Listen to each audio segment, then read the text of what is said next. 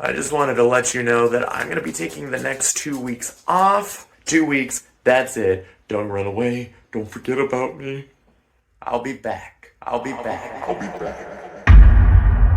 Wake up. It's time. It's time to wake up. Wake up. Wake up. Hey there, friends. I'm Andrew from the Scrapbox, and it's been 2 weeks, so I'm finally back from my... Wait, what's that? Hold on, there's something at the window.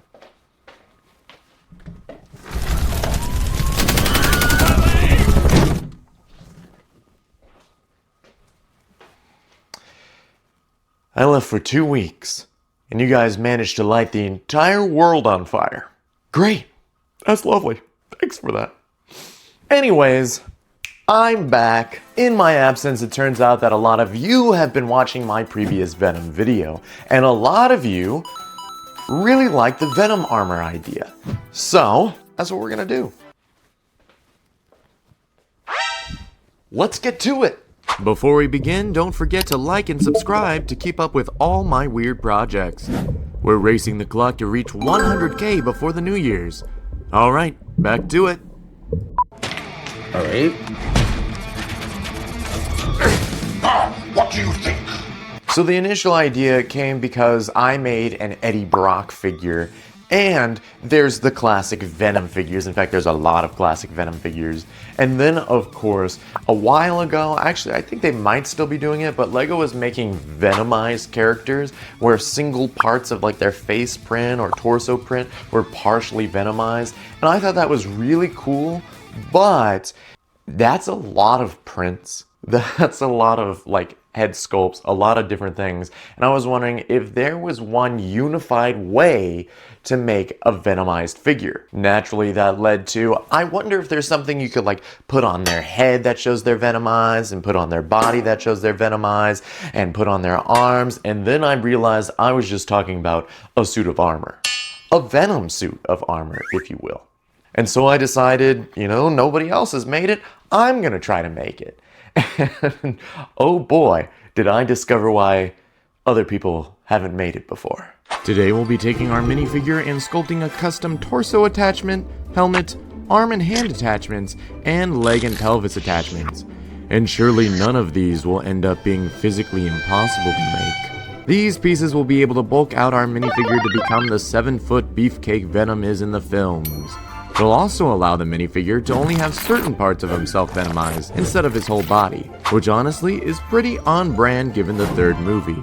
No spoilers though. Okay, let's break it down. It's showtime, freaks! Now every Blender project starts with a cube, which must be destroyed. Cursed cube, be gone!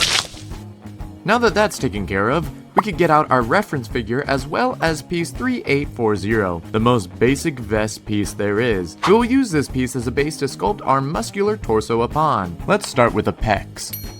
We'll start by adding some muscles here. Strike that from the record. Let's try again. We're gonna add some muscles here this way, and now we can make it look good. And we're gonna pretend that all the muscles look correct because I totally paid attention in my art and anatomy classes. When all was said and done, it came out looking like this, which is really quite nice. However, it seems too detailed for a Lego figure, so instead, I ended up taking a Bionicle figure torso and integrating it into the vest like so.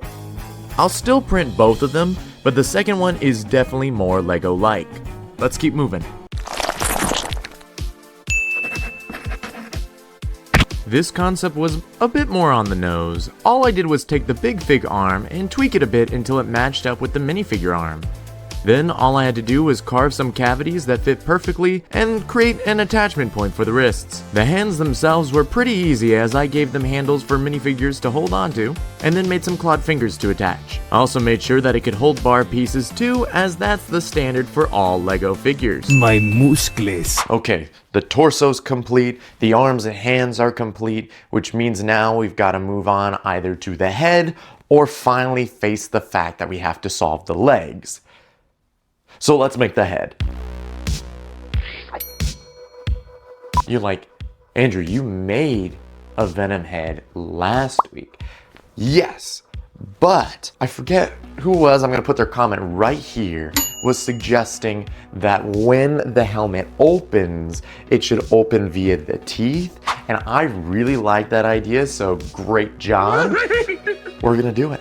For the head sculpt, we're using a classic Lego helmet and visor. Conceptually, it's pretty simple. Bottom of the helmet gets sharp teeth. Bottom of the visor also gets sharp teeth. Then the whole hinge becomes an opening mouth that reveals the minifigure face within. I also have to sculpt some eyes onto the visor as well, and there we go. I'm not sure if the visor looks too bulky, but overall, I'm kind of digging it. All right. With the head made, I don't think we could put this off any longer. And go straight to the feet, that's right. Let's see here. This is a raid! The most important part about making the foot armor is the fact that this is where we really increase the figure's height. I'm actually going to give the figure one extra plate worth in height and then recreating the anti-stud on the bottom of the armor. The downside of increasing the height is we can't change the length of the leg itself, which means Venom is going to have some real chunky feet. The second dilemma is the fact that we cannot cover the curved section of the leg, as that will largely limit the figure's motion. Other than that, it'll be pretty easy to make a piece that slides over the leg and foot from the side. Last but not least, I've got to add some claws for the feet, and there we go. It's time.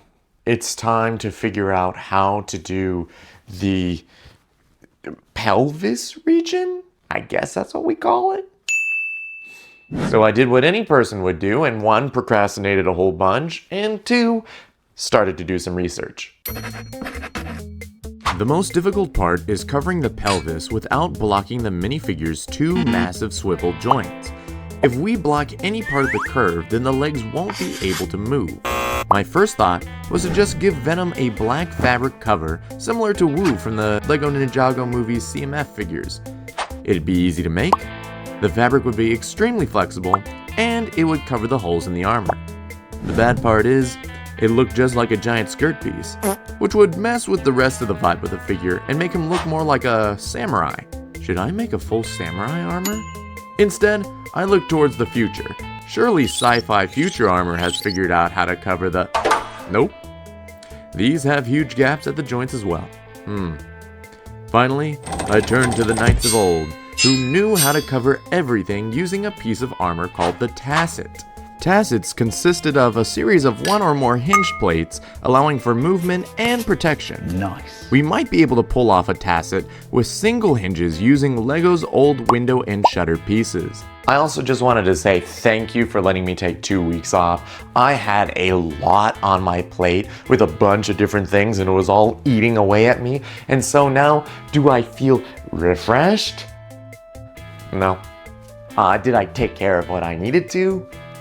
Mostly. And is that gonna have to do? Yeah. I will say, while I was gone, I started, instead of being like, oh, I've got so much to do, I started being like, oh, and I want to do this, and I want to do that, and I want to do that, and that's a good sign. So, lots planned, lots to do. Let's get back to it. Right now, I'm just finishing making the belt with hinges on it, and then I'm going to design the plate flaps that attach to it. If everything goes correctly, the end product will end up looking like this.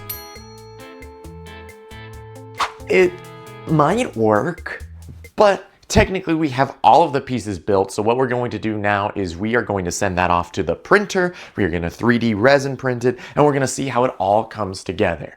Then we can see how everything functions, we can take a look and we can make the adjustments, you know, the classic EDP engineering design process.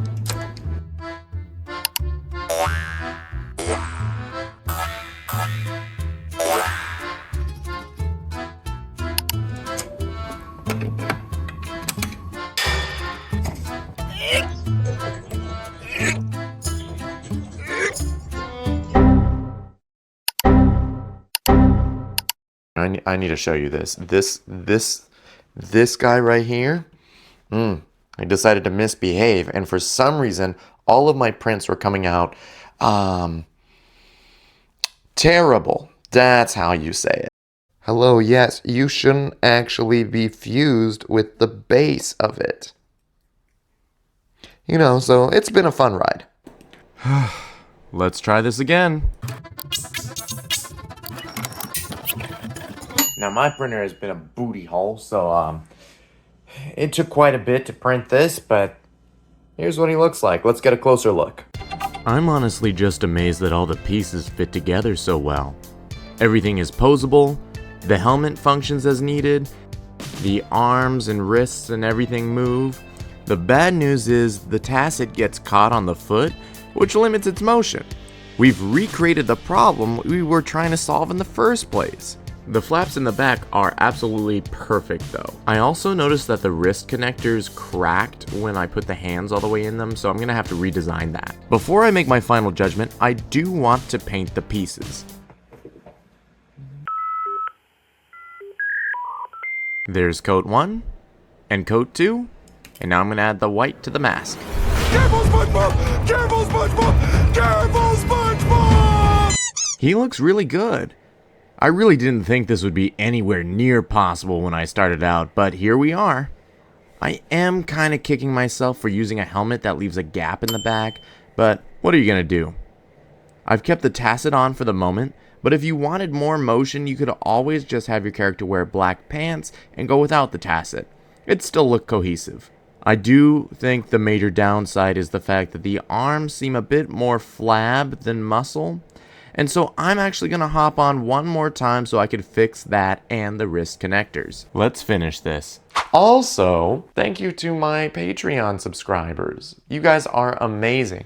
As always, this project with all the other projects will be available on my Patreon. So thank you to these wonderful people. Unless I put them over here, then thank you to these wonderful people.